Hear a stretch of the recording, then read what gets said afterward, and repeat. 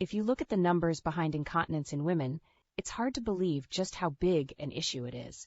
Incontinence affects more women than diabetes, breast cancer, and heart disease, but it doesn't get nearly the attention it deserves. That's why the National Association for Continence has created the We Count campaign to help you realize that this isn't just a you problem, it's an us problem. There are treatments available right now that can make a real difference in your life, and we invite you to take action today. Visit nafc.org/we-count for essential facts, insights, and resources on stress and urge incontinence, overactive bladder, menopause-related leakage, and more. That's nafc.org/we-count to learn more and discover that there truly is strength in numbers.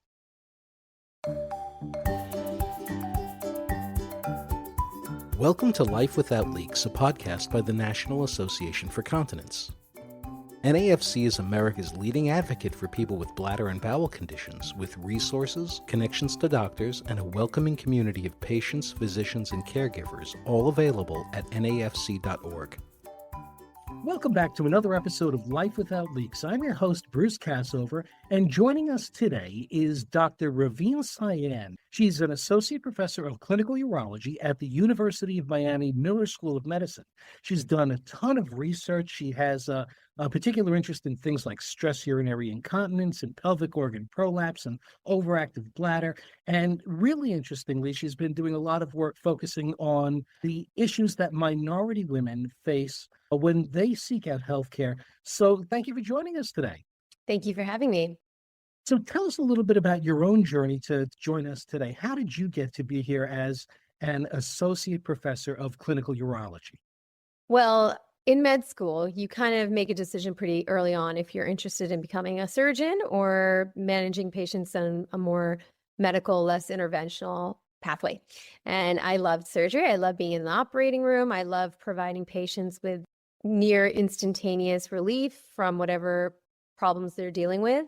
Urology specifically is a fantastic field. It is super diverse. It's always up on the latest technology. We treat men, women, children, all ages. And there's actually a diverse range of disorders that we treat.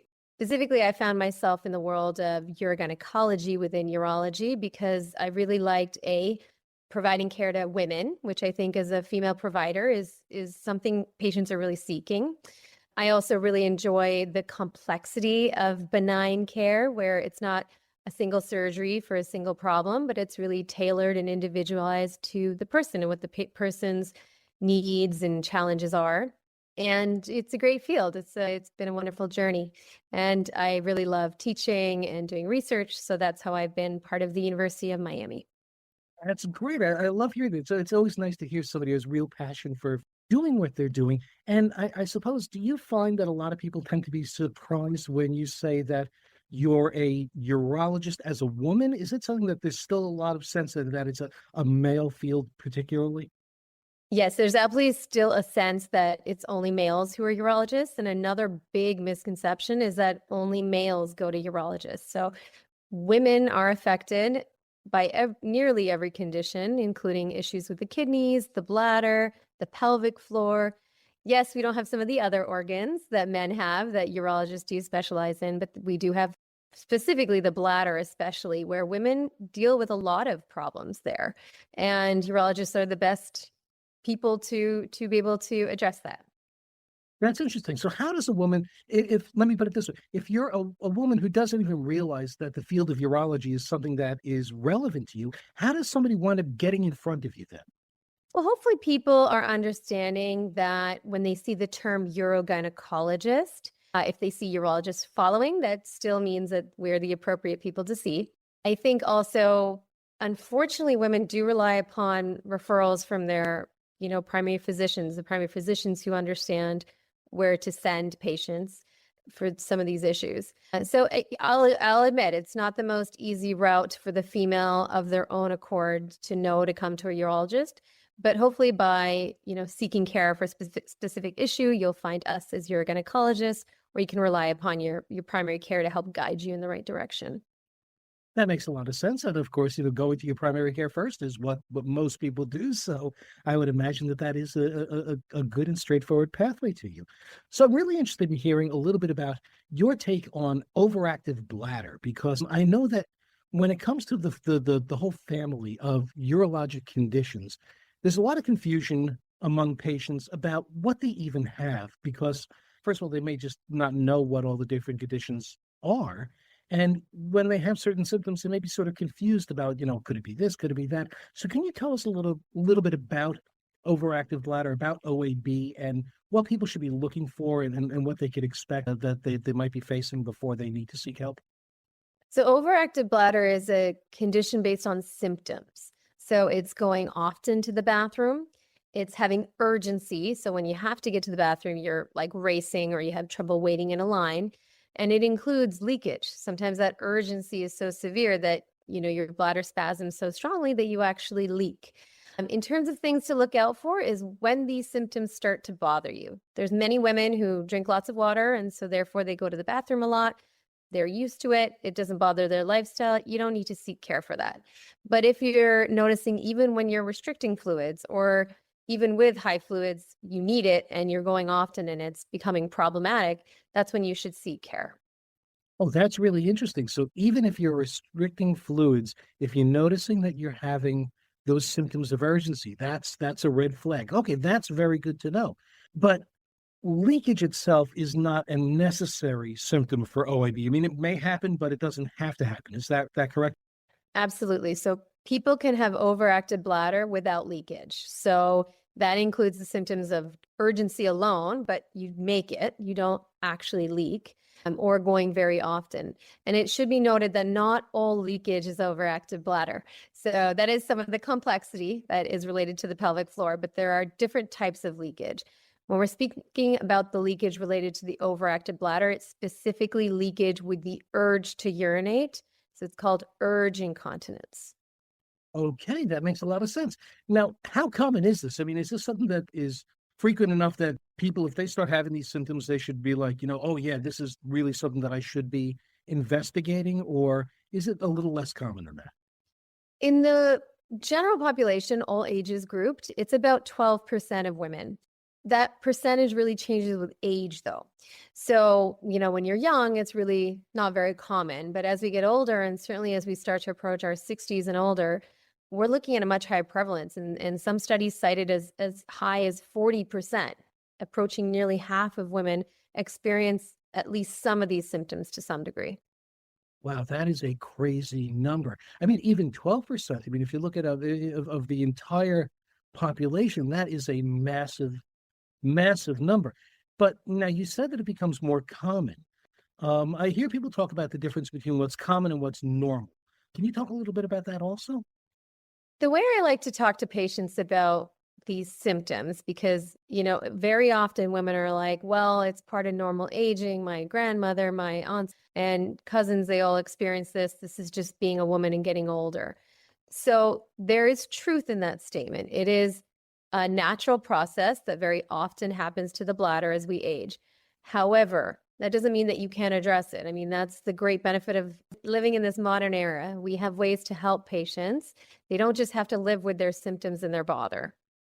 Yeah, that reminds me. I mean, I remember somebody was once saying that, it's sort of like heart attacks. As you get older, they become common, but that doesn't make them normal. Exactly. That is a very sensible way. So I like that. So you're having these symptoms. One of the things that I think is a real barrier is that people don't want to talk about it. They're embarrassed by it. They feel, it makes them feel maybe infantilized in some way, because it's like you're losing that sort of control. What do you say to somebody who is really hesitant to go because they just have too much anxiety about it? That's tough. I mean, I think the ways that I would encourage people to try and overcome that is recognize it's very common. So when you come to see someone to talk about it, trust me, if you're in my office, I've spoken to 30 other people that day about this issue. So hopefully that helps relieve some of the anxiety. Finding a provider that you feel comfortable with, someone you can relate to. I do think for women that often is a female provider. And so you can seek a urogynecologist care, and that could be a gynecologist or a urologist. But finding that person where you feel open to that conversation. And then C, there's many great resources online, this podcast included, but others such as the American Urogynecologic Society that has some of these patient handouts to help you learn the terminology. And so maybe by speaking about it in a way where you're using the terms like, I have to go frequently or urgently, maybe that can help people kind of overcome some of that embarrassment. It makes a lot of sense, and I certainly hope they take you to heart.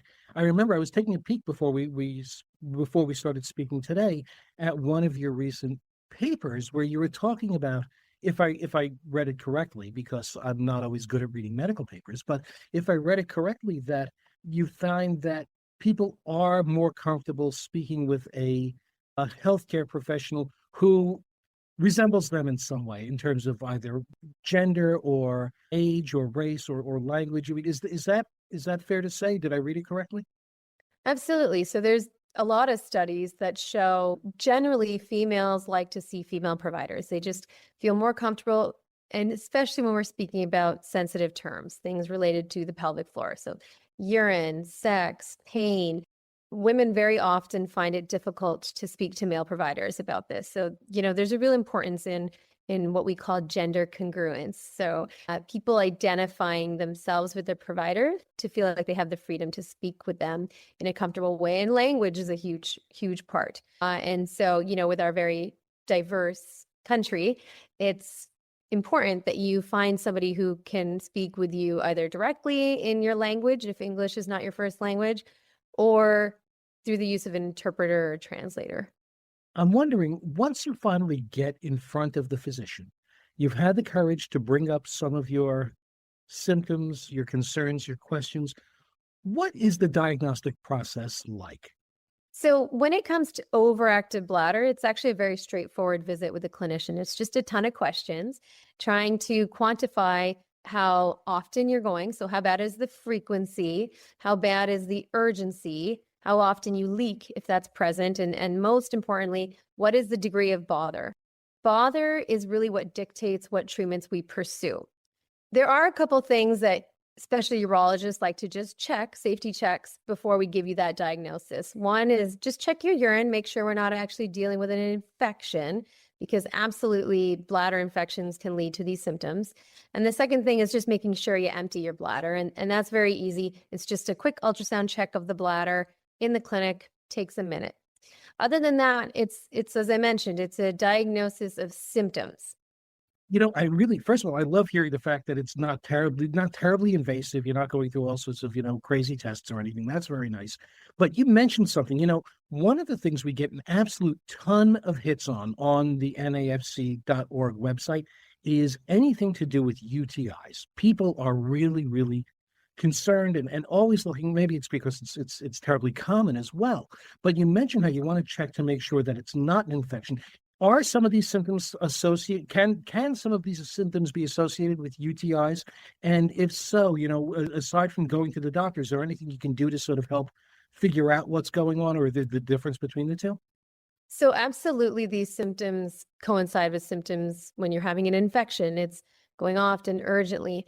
There are usually other symptoms, not 100%, but other symptoms that accompany infection is pain with urination, bladder discomfort, sometimes blood in the urine.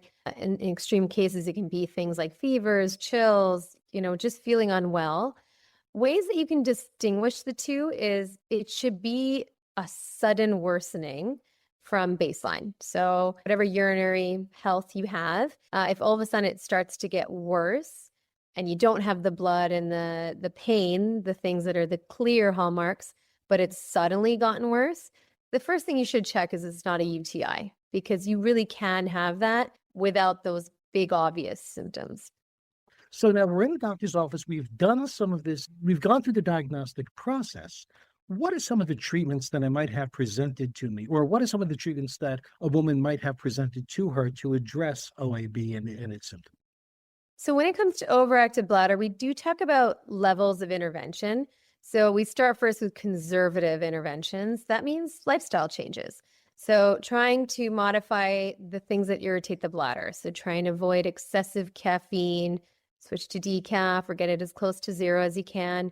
avoid carbonated beverages, even sparkling water. Things like spicy food actually can be irritating to the bladder, and of course, alcohol. Another thing that does impact bladder health, which a lot of people don't know, is bowel health. So when you're somebody who has a lot of constipation, that can actually be really irritative to the bladder as well. So getting good control of constipation, making sure you're taking things like fiber supplementation or stool softeners to help you to get to the goal of a daily soft bowel movement, which is good for the gut and good for the bladder. Then we move on to the next step, which is medications by mouth. Now, there's lots of medications. Everybody has an individual response to which one works best for them. There's no proof that one's better than another. There are side effects with a lot of them. Fortunately, there are 2 more that have no side effects. You just have to find the clinician who can help you work with your insurance to get access to those medications that have no symptoms. Otherwise, it can be really cost prohibitive. And then there's the option of interventions. So it's for the people who the symptoms are severe enough, they want to do something. They either find that the medications are not working, or they already take too many medications. They don't want to keep taking medications, which is super common. 70% of people who have good control of their bladder symptoms with pills, they stop taking it, either from side effects or, again, they just get fatigued from taking these pills. So there are 3 interventions that we can do, starting from most effective but most invasive to least invasive but less effective. We start with the nerve stimulator. So the sacral nerve stimulator is like a pacemaker for the heart, but for the bladder. Basically, it's composed of a wire attached to a battery that sits under your skin, way down low at the level of the tailbone. You can fly, swim, get MRIs. There's no restrictions with these new models. And it's just a simple procedure in the operating room to place the wire and the battery in one go, and it's working when you wake up. It's 90% effective. We don't just put the implant in, you always get a trial. So actually these trials can be done in clinic. It's a simple procedure where we just place a tiny wire at the level of the deep skin. It sticks out of your skin. For 4 days, you walk around, you live your life. We measure how you're improving or not. And then we remove it out, remove the wire, good or bad, and we see how you did. And if you like the results for yourself, you decide if you want to move forward with the intervention. That's a good option for like sort of a one and done intervention. It's just obviously, more invasive. It's getting to the operating room. So there are others. Another really good option is Botox of the bladder, which is also 90% effective. Just like we Botox the muscles of our face to relax facial muscles, we can do that to the bladder so that it's less spastic. And that's wonderful because we can do it in the clinic. You don't have to go to the operating room at all. We just look in with a camera, and especially in women, looking inside the bladder with a camera is very easy. We just have these short little urethras, so it's painless. We look around and we just inject the Botox all over the bladder. The only challenge with Botox is it does wear off. So depending on how fast your body digests Botox, you need to get repeat injections every 3 to 6 months. Very rarely there can be trouble with urinating. It's very rare in women. And then finally, there's a very non-invasive option. I kind of call it electrical acupuncture. At the level of our ankle, there is a nerve that connects all the way back up at the spinal cord to the nerve that goes to the bladder, the one that we target with the first one, the invasive one. And what we do in the clinic is we put a tiny acupuncture needle, so no bleeding, and we just do a little buzzing therapy, electrical therapy to that nerve. 30 minutes once a week for 12 weeks, and it's 70% effective. So completely non-invasive.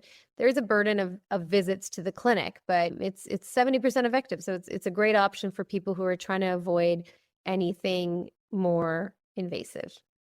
That's very cool. Now, how do you help the patient decide which treatment path makes the most sense for them? Well, I try and break it down for the patient in a way to help me understand what their goals are. So let's assume we're moving past the pills and we're talking about one of these 3 interventions. People may find the idea of an implant, oh, there's no way, I don't want to put something foreign in my body. So we know that's off the table. Some people are looking for something non-invasive because they have medical conditions. So what I call electrical acupuncture is a good option. Young, healthy people who really have the rest of their lives to unfortunately have to deal with this issue, the implant's a great option because it's sort of a one and done. It comes with a remote, so you can adjust it as you get older, Bluetooth technology only, and the batteries last 10 to 20 years. So it really depends on, what the patient's goals and priorities are. And I just ask them and I try and help them find the one that suits them. It seems like there are a lot of different mechanisms of action or the way that some of these things work. Is it fair to say that some of these are really focused on addressing the symptoms and others are more focused on addressing the root cause? What is actually going on in the body that causes OAB in the first place? We don't entirely understand what causes overactive bladder. We have an understanding that there is excessive, inappropriate sensations being transmitted back to the brain of feeling full when, there's really not that much urine there. And so then your bladder starts contracting. We know that there are some profiles of some different cellular changes at the level of the bladder, but it's really not well understood. We know there's at least a component of aging that contributes to development of overactive bladder. Things that affect the brain can also really impact the bladder. The easiest one I find to explain is stroke. So when you have a stroke, that means a loss of areas of the brain that are, working the way they used to. And I explain it sort of like, before you were a toddler, whenever you were full, the bladder just spasmed. As you got potty trained, your brain learned how to inhibit those signals and control and decide when you start to urinate. And so some of those pathways that you developed can be impacted. So things in the brain can certainly impact it. It's actually very common in people with MS, which is an autoimmune disorder that affects the nerves. And actually a whole host of neurologic conditions affect the bladder. So we know that the pathway between the brain and the bladder in terms of the nervous system is really important. But exactly what causes it, I don't think I have an answer for you. Fair enough. Yeah, and I suppose we will continue to learn more as medical science continues. But speaking of medical science and talking about things, related to the causes or the symptoms, I understand, and coming from mistaken, didn't the American Urological Association recently make some changes to their guidelines, either for physicians or patients, about the care for OAB? And if so, what would those changes and what's different now? The biggest change is that we used to say you first have to try conservative things, then you can try pills, then you can go on to procedures. We've really recognized that pills are a big problem for patients. And as I mentioned, 70% of patients either can't tolerate the pills or can't continue them for a host of reasons. So what we got rid of is this, you must follow this stepwise pattern. We acknowledge that there are people who are living with this problem and they want a more significant intervention that's got a higher probability of success. So we can take patients straight to some of those procedures if that's their interest. They don't have to try pills. Now, insurance is a little different.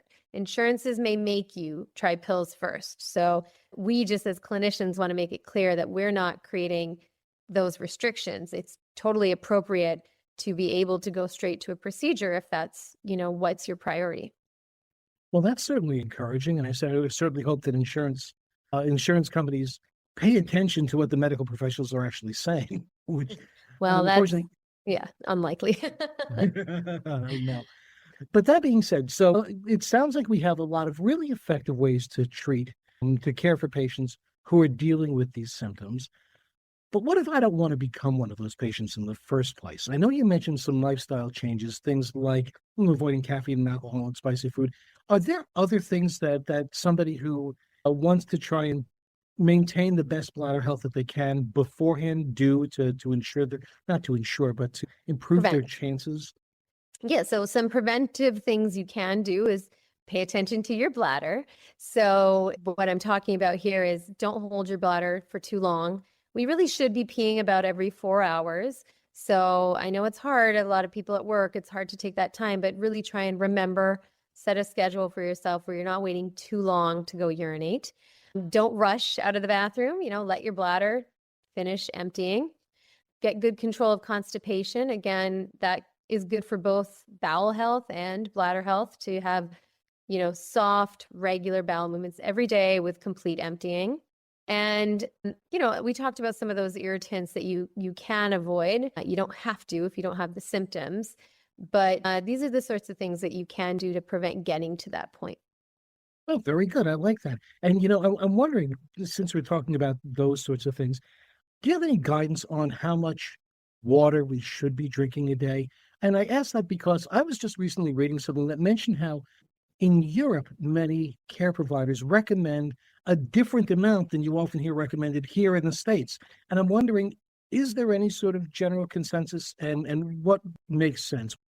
So back in probably the 90s, we, as a medical field, kind of misled the public because we thought it was correct that drinking lots and lots and lots of water was really important. It turns out it's not true. It doesn't confer any health benefit to drink a gallon of water a day at all. So when you ask the nephrologist, the kidney doctor, what you should do, they'll say, listen to your thirst. Your brain has an amazing capacity and an amazing mechanism to tell you when you need water and when you need to drink.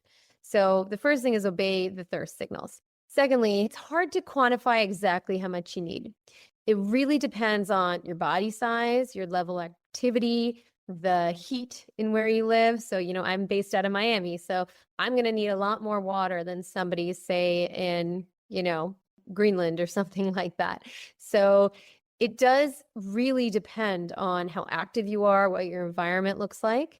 Generally speaking, we really discourage, there's these popular bottles out there where it's like finish a gallon of water or 3 liters of water a day. That's excessive. There's very few people who actually need that much. Now, you're working outdoors all day, maybe that's a different story. But the primary thing is listen to thirst. Generally speaking, when patients are needing guidance, I say in a place like Miami where you're outdoors and you're not exercising excessively, I would say 1 liter to 1.5 liters, probably erring towards 1.5 liters is the right amount. But again, the ultimate determinant is your level of thirst. Your brain will tell you what you need. Oh, but now you're using words like liters, and I can, if it ain't pints and gallons, I don't know what you're talking about. Sorry. No, that's good advice, and I definitely appreciate that. So you mentioned earlier about going to your primary care physician. That really is the best starting point, you think? It's definitely a starting point. If you are, lucky enough to be in a region where there's, a wealth of urologists and urogynecologists, don't feel like you have to go to your primary care first. However, majority of America doesn't have easy access to specialists. So that doesn't mean that you can't get the care you need.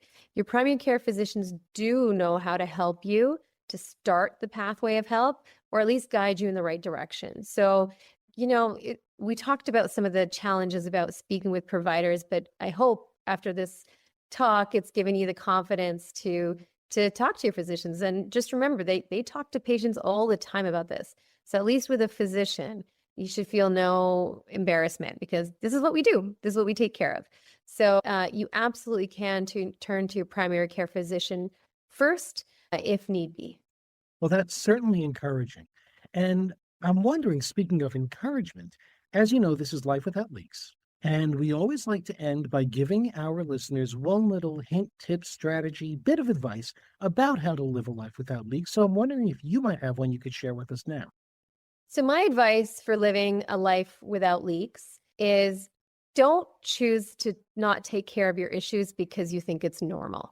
It is natural. It does happen with age, but that doesn't mean you have to live with these symptoms. We are blessed to have lots of options available to help ourselves with these problems. So you don't have to live like this just because you think it's natural and it comes with age. There is a way to help you. And the most important thing is we want to improve your quality of life. And there are great quality of life options out there.